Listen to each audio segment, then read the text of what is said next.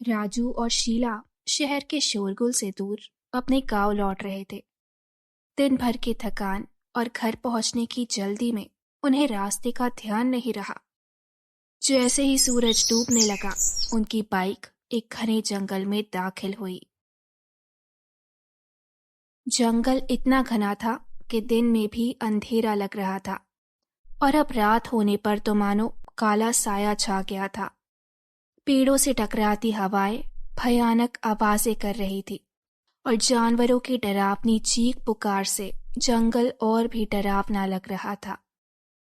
शीला थोड़ी घबराई हुई थी, लेकिन राजू उसे दिलासा देता गया।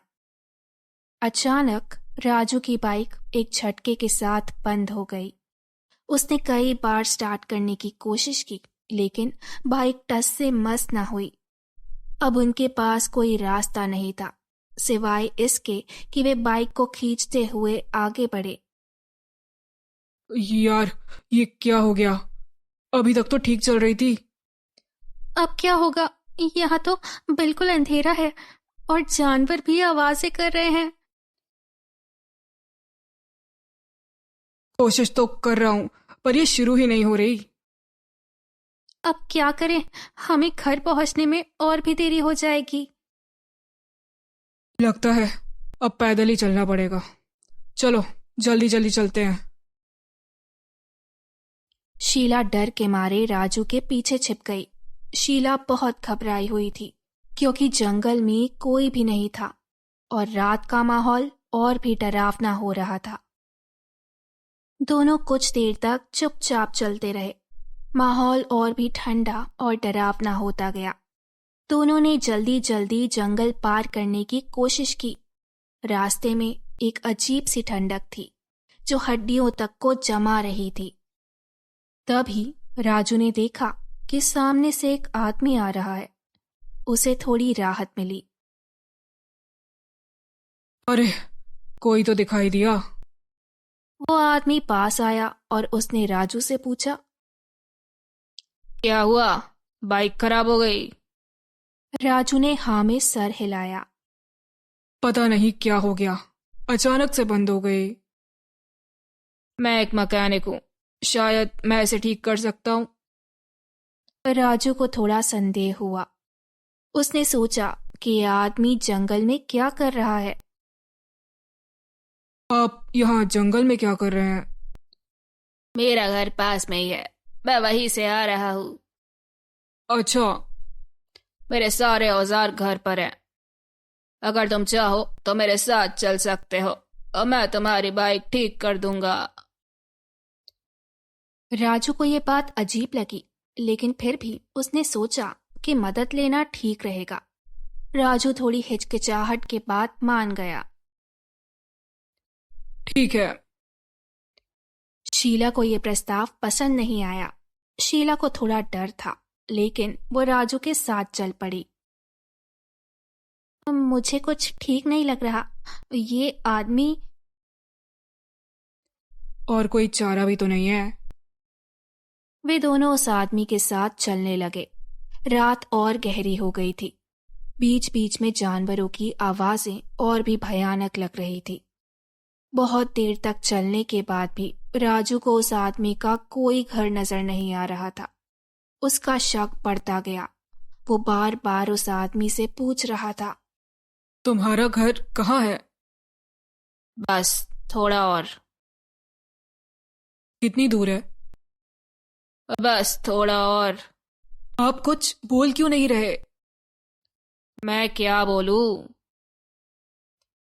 कुछ देर बाद उन्हें एक पुरानी डरावनी झोपड़ी के पास कुछ बच्चे खेलते हुए दिखाई दिए। राजू और शीला को देखकर उन बच्चों ने अचानक अपनी हरकतें बंद कर दी और चुपचाप खड़े हो गए। उन बच्चों की आंखों में एक अजीब सी गहरी चुप और भय था। उस आदमी ने राजू को कहा, ये मेरा घर है और वो रहे मेरे बच्चे। बच्चे उस आदमी को देखकर हल्ला करने लग गए। उस आदमी ने उनसे कहा, बच्चों, अब तुम दूसरी जगह जाके खेलो, क्योंकि हमारे घर मेहमान आए हैं। वो बच्चे अजीब सी आवाजें निकाल रहे थे और राजू की पत्नी को घूरते हुए घर के अंदर चले गए। राजू की पत्नी वो देख के थोड़ा असहज महसूस कर रही थी। तभी घर के दरवाजे से एक औरत बाहर आई। वो औरत उस आदमी की पत्नी थी। उसकी आंखों में एक रहस्यमयी चमक थी और उसका चेहरा कुछ अजनबी सा लग रहा था, जैसे वो किसी और दुनिया से आई हो। उसने धीमी आवाज में कहा, आप लोग थके हुए लग रहे हो, आराम से बैठिए, मैं चाय बना देती हूँ। तब तक मेरे पति आपकी बाइक ठीक कर देंगे। ठीक है, पर हमें जल्दी पहुंचना है। चिंता मत करो, मैं बाइक ठीक कर दूंगा, तुम आराम से बैठो। फिर वो बाइक को घर के पीछे की ओर ले गया। राजू और शीला घर के बाहर की चौपाई पर बैठ गए। घर के अंदर एक अजीब सी खामोशी थी। दीवारों पर धूल जमी हुई थी और हवा में गीली मिट्टी की महक थी। शीला को घर का माहौल कुछ खौफनाक सा लगा, लेकिन वो चुप रही। उसने सोचा, बस थोड़ी देर में काम खत्म होगा और हम निकल लेंगे। लेकिन समय बीतता गया और वो आदमी बाइक ठीक करने के लिए नहीं लौटा। राजू की बेचैनी बढ़ने लगी। राजू ने अपनी घबराहट छुपाते हुए शीला से कहा, मुझे समझ में नहीं आ रहा, ये आदमी कहाँ गया? इतना वक्त लगता है क्या बाइक ठीक करने में? कहीं कुछ गड़बड़ तो नहीं है? शीला ने धीरे से कहा, मुझे भी कुछ ठीक नहीं लग रहा, यह सब बहुत अजीब है। राजू ने फिर से उस औरत से पूछा, आपका पति इतना वक्त क्यों लगा रहा है बाइक ठीक करने में? औरत ने कुछ देर चुप रहकर कहा, वो थोड़ी देर में आ ही जाएंगे, तुम आराम करो।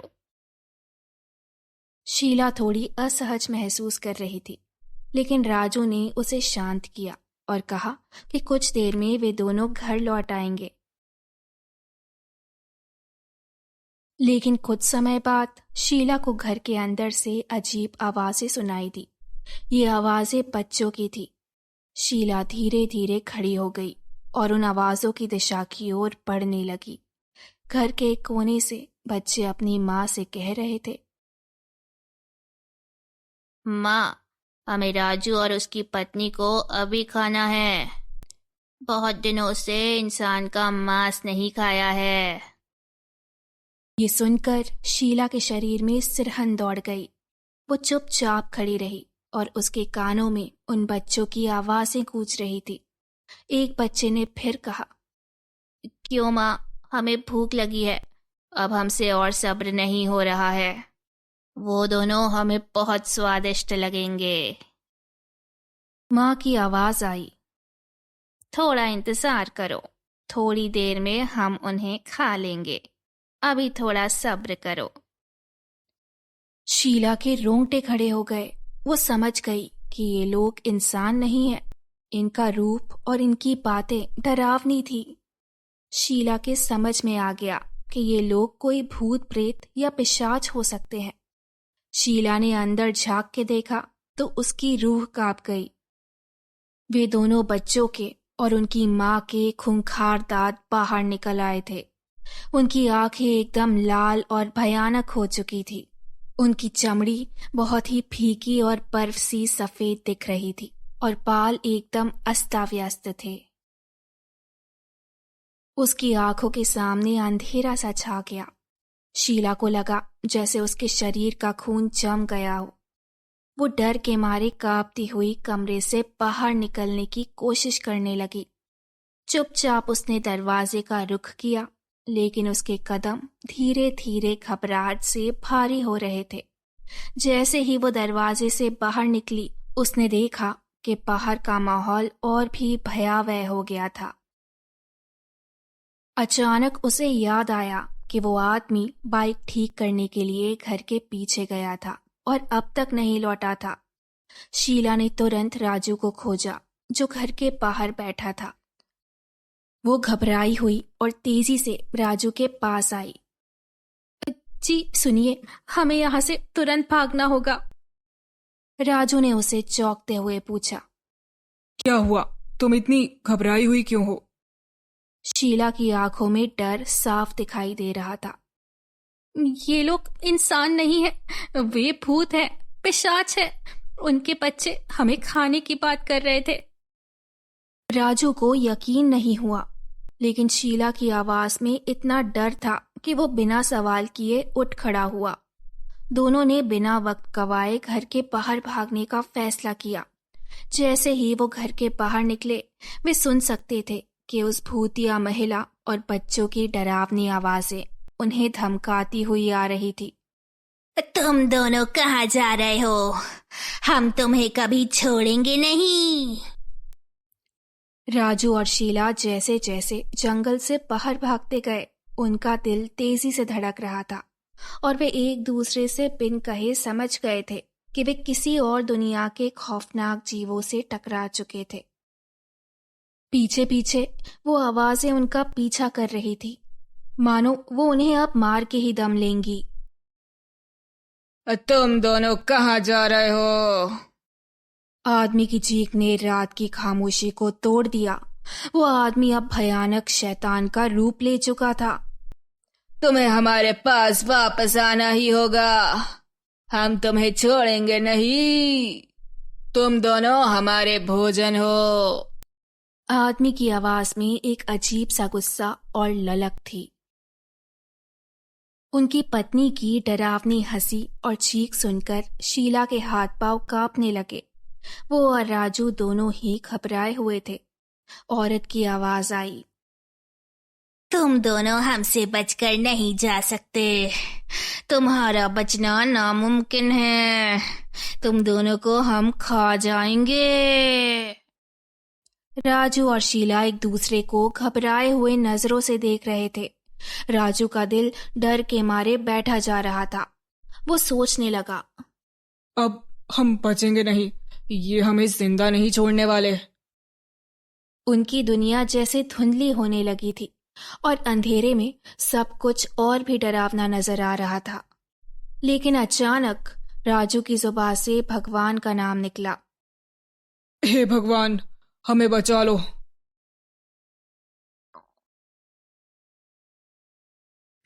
शीला भी राजू के साथ भगवान का नाम लेने लगी और उनकी तेज तेज कदमों से भागने की ताकत और बढ़ गई।